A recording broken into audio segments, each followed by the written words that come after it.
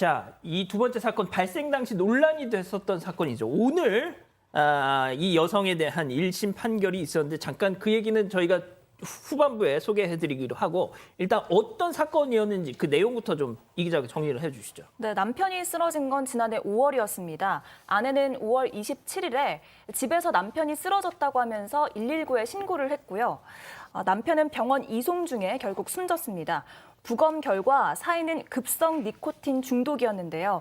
남편은 사망 전날인 26일부터 이상 증세를 보였습니다. 남편은 응급실에서 아무래도 아침에 아내가 건넨 미숫가루를 먹은 게 좀 잘못된 것 같다 이렇게 말하기도 했었는데요. 이후 몸이 호전이 되긴 했었지만 아내가 끓여준 죽을 먹고 결국 남편이 숨졌습니다. 검찰은 아내가 니코틴 중독으로 남편을 살해했다고 보고 지난달 무기징역을 구형을 했고요. 그리고 오늘 1심 선고에서 30년형이 나왔습니다. 근데 이 여성이 재판 과정에서도 계속 저는 남편을 죽이지 않았어요. 뭐 당연히 부인을 했어요. 네, 그렇습니다. 일단 니코틴 용액을 이제 구매한 게 맞죠? 구매를 해서 그러놓고 뭐라고 얘기를 했냐면 남편이 원래 전자담배를 폈었다. 그래서 남편이 피우니까 내가 대신 사놨다라고 얘기를 했습니다. 그랬더니 이제 경찰이 뭐라고 했냐면 남편은 8년 전에 담배를 끊었다라고 얘기하니까 이 여성이 중간에 사실은 내가 피우려고 샀다라고 진술을 반복했어요. 근데 이 남편이 2개월 전에 극단적인 선택을 시도했었다는 거예요. 그리고 휴대전화에서 자살이라는 그런 단어를 검색한 기록도 있고 게다가 지금 아내가 뭐라고 얘기했냐면 나 생명보험 가입했던 거 잊고 있었다라고 얘기를 하면서 어쨌든 이건 사고사다라고 주장을 하고 있다고 합니다.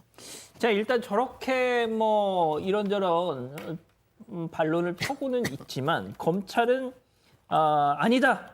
저 부인이 남편을 살해했다. 이렇게 판단을 그렇죠. 했죠. 그 이유가 뭡니까? 일단은 이렇게 살인죄의 혐의를 둔 건데 살인을 하는 게 일반적으로 뭐 흉기를 썼으면 눈에 보입니다. 뭐 그런 걸 통해서 뭐 진술이라든지 그런 어떤 인과관계를 지금 확인하고 증거가 있는 건데 이 사건은 니코틴 원액을 어디에 태워서 먹였는데 그 중간 과정이 지금 다 생략이 돼 있어요. 예. 그러다 보니까 검찰 수사기관 입장에서는 동기가 가장 중요해요. 왜 그렇게 했을까? 지금 나오고 있죠. 며칠 전에 니코틴 용액 구매했던 거 확인됐습니다. 자, 주변인 진술. 부부가 평소 많이 싸웠대요. 그리고 돈 때문에 싸웠고 1억 정도 빚이 있었다는 거고요. 남편 명의로 1억 8천 보험이 가입이 돼 있었고 내연남도 존재했는데 이 남편이 담배를 끊은 지가 한 8년 정도 됐다고 합니다. 이런 것도 어떤 갈등적인 정황, 이 갈등적인 정황과 더해서 보험금, 또 내연남 이게 혹시나 살인죄의 동기가 된 게 아니냐라고 판단을 했고요. 그래서 미숫가루에 원액을 섞여서 살해를 했을 것이다라는 게 검찰 주장이고 무기징역을 구형을 했습니다. 자, 여기서 두 번째 사건 체크포인트 짚어보죠. 세 차례나 먹였다입니다. 니코틴 원액을.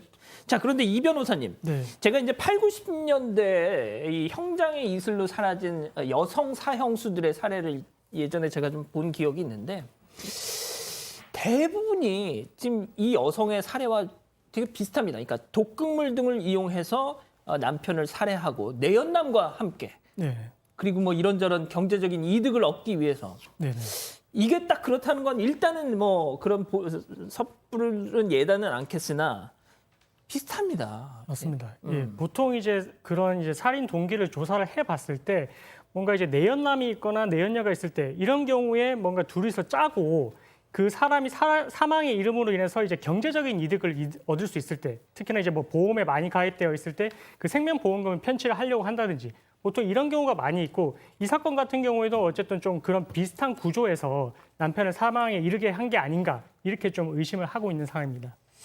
자, 그런데 이 한 방송 프로그램에서요, 이 남편의 사인을 니코틴 중독사로 본 이유에 대해서 언급하기도 했었는데, 야, 근데 아직 그렇게 정말 뻔뻔하게 어떻게 보면 그렇게 얘기를 했던 거예요.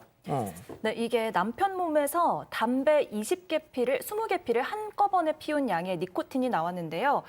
전문가는 미숫가루에 넣은 니코틴 정도로는 사람이 숨지지 않는다라고 하면서도 추가 주입이 있었다면 숨질 수가 있다, 이런 의견을 제시를 했습니다.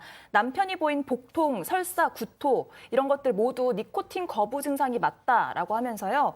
니코틴이 몸에서 빠져나가기 전에 치사량의 니코틴을 주입했을 가능성을 제기를 했습니다. 주변 진술에 따르면 남편은 병원에서 돌아온 뒤에 죽을 먹었고 아내가 중탕해준 소화제를 먹어서 또 니코틴 추가 주입 가능성은 충분히 열려 있는 상황이었습니다. 그러니까 이제 검찰과 이 여성의 주장은 계속 이렇게 대립이 되고 있는 상황이었던 건데, 그럼 재판에서 가장 큰 쟁점은 뭐였을까요? 자, 형사 재판은 했는 것 같은 게 중요한 게 아닙니다.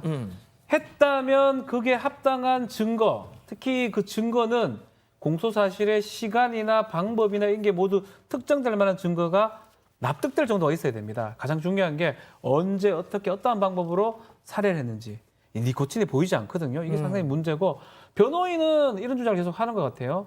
남편이 흡연을 그래도 최근 했고 흡연하고 그거에 의해서 니코틴으로 자살을 극단적 선택을 한 것이다 라고 주장을 하는 거고요. 그 두 가지 확인이 될 겁니다. 보험금이 사실 그렇게 많지는 않아요. 뭐 이렇게 말하면 그렇지만 살해할 정도의 동기 금액은 뭐 아닐 이은혜 수 사건 있습니다. 같은 경우랑 비교해봐도 적죠. 상당히 적죠. 예. 상당히 그렇기 때문에 그런 것들이 크게 쟁점이 될 겁니다. 입증이 됐느냐 안 됐느냐, 증거가 확실하냐, 이 부분이기 때문에 쉽게 이게 납득하기 어려운 사건입니다. 제가 조금만 더 배경 설명을 해드리면, 이 아내의 씀씀이 엄청나게 사치를 했다는 겁니다. 그래서 남편 몰래 카드를 만들어서 소액 대출까지 받고 막 그랬는데, 그것 때문에 잦은 부부싸움을 했다는 거예요.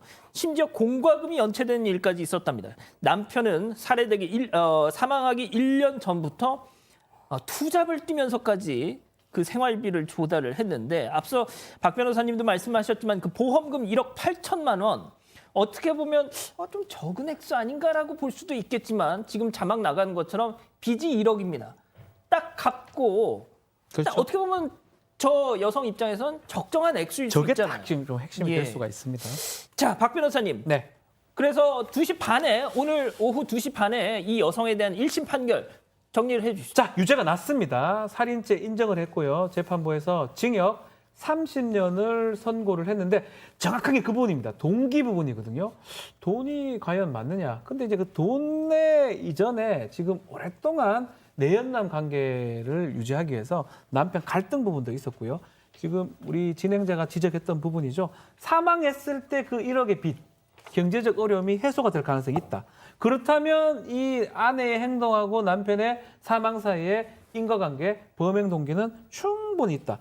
또 극단적 선택이라고 하는데 유서가 발견되지 않았거든요. 그리고 이 남편 같은 경우는 그 직전까지 정말 돈 벌기 위해서 아르바이트하고 뭐 열심히 했던 부분들이, 투잡 뛰었다니까요. 그렇죠. 그런 부분이 있는 사람이 갑자기 극단 선택하지 않을 것이다 라고 얘기를 해서 유죄를 선고를 했습니다. 이 변호사님, 네. 아까 이제 이 여성 측의 주장 반론 중에 하나가 우리 남편이 그 휴대폰에서 뭐 자살 같은 거 검색을 했다 뭐 이랬죠. 솔직히 그거야 본인이 그냥 할 수도 있는 거 아닙니까? 알리바이를 만들기 위해서. 네. 자, 그런데 변호사님, 이게 진짜 유사한 사건이 2016년도에 남양주에서 있었단 말이죠. 네네. 그때 이 무기징역 그 아내에 대해서 똑같이 남편을 살해한 무기징역이 선고가 됐었는데, 이거는 왜 또 30년입니까?